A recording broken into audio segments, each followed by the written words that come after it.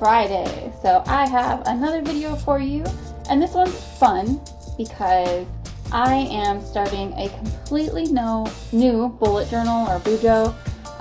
So I wanted to do something a little different with this bullet journal and add collections in the beginning that I can go back to regularly to keep track of things.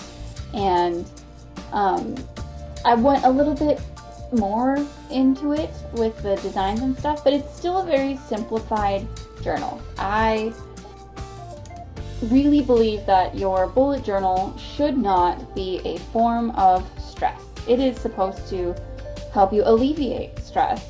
So your bullet journal is not something you need to worry about making super fancy. It really is more about function, and if it helps you to doodle and make it look fun, then definitely go for that. But for me, I like to save my creative energy and my perfectionism for things that are going to be for sale, really. So what I'm doing here in the beginning of this bullet journal is creating lists or collections, as they're known, for things that I want to keep track of that don't really have to do with any specific month. So this is going right in the beginning. So my first one, I'm calling it my Musings. So it's basically going to be a place where I track my ideas. And this is a great practice as an artist. You want to be writing your ideas down. You don't always have time to sketch. You don't always have time to do anything except write it down. So before I had my bullet journal, I'd have a scrap piece of paper and just write it down on that, like a little piece of a receipt that I ripped off and wrote on the back of and hoped I didn't lose it or forget. So that's what I'm doing here, is having one spot where I can keep it all, because I carry my bullet journal with me everywhere. So you'll see on one page I've got my paintings, and on the other one I have videos. So I get to write down paintings I want to do and videos I want to make for YouTube, and that is a nice, wonderful spot for it to stay. The other collections I'm doing is a list of galleries that I aspire to get into. Specifically galleries because for whatever reason, those are the ones I tend to forget. Like, even if I'm following them on Instagram, with the new algorithms that Instagram has, you don't always see the things that are popping up in your feed anymore. So having a spot where I can write down maybe the name and the contact info and the location, like city and state, of galleries that I would like to be in, ones that do lowbrow pop surrealism or something like that. That way I can regularly remind myself to go and check and see if anything's got like an open call for artists. Or just, if I decide that I want to go in and submit, I can go in and submit.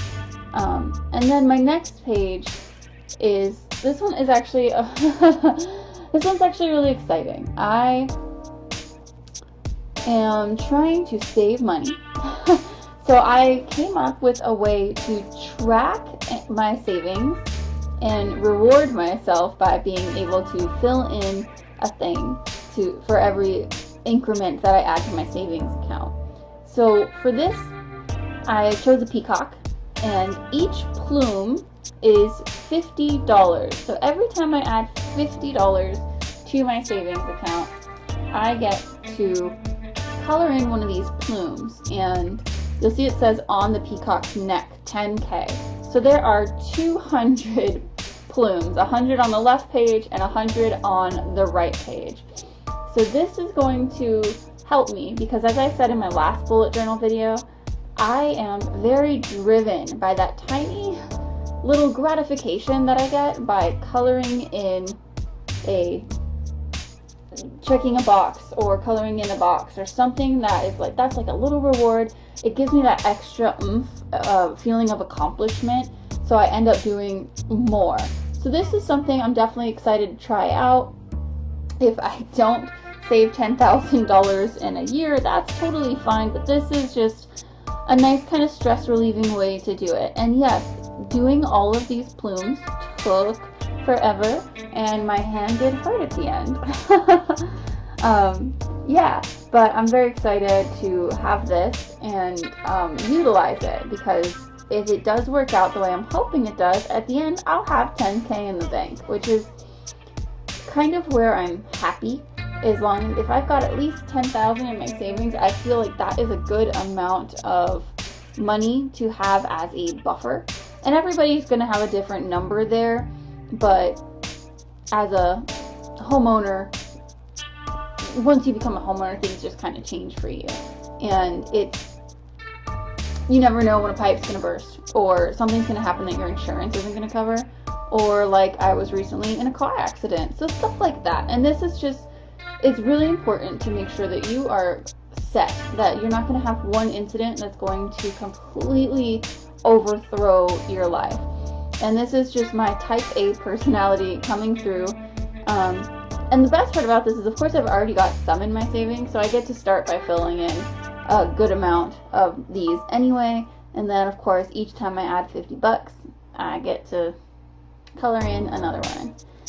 So that's it mostly for my collections and new trackers. And the rest of this is something that I've already covered in a previous bullet journal video, the one that I did for February. So on this page, I'm just kind of gonna breeze through doing my 2 calendars, the one for my bills, the auto pay, so I can track when stuff's going to be drawn from my account, and the other one for painting deadlines and also my monthly goals.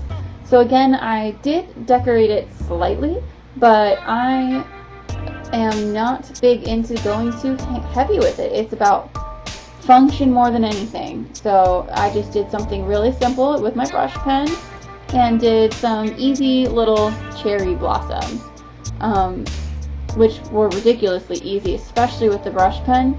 The one thing I want to remind everyone, if you're going to go ahead and do branches, is that trees will also always be thicker at the base and thinner at the end of the branch. So that's something to keep in mind if you're going to try doing the branches.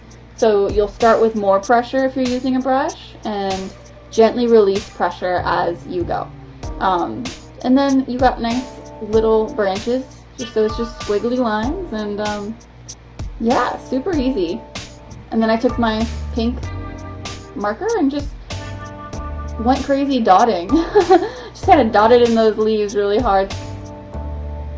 So then I went on to my habit tracker, kind of keeping in that same theme with just black and pink. I don't really talk too much about the function of this, because I didn't really complete it. I just wanted to show you how I went about and did it. So if you want to see more about the function of my habit tracker and my social media tracker, that's great. I'm more than happy to show it to you. I do have it in another video, and I'll be sure to link that in the description. I highly recommend habit trackers because they have been an amazing thing for me to create new habits that I want to create, and also break habits that I want to break. So it's just really wonderful to kind of monitor my behavior and create the me that I want to be. So definitely check out that video. I will link it in the description. And thanks so much for watching, guys. I will see you all next week, and I hope you have a lovely weekend. Bye-bye!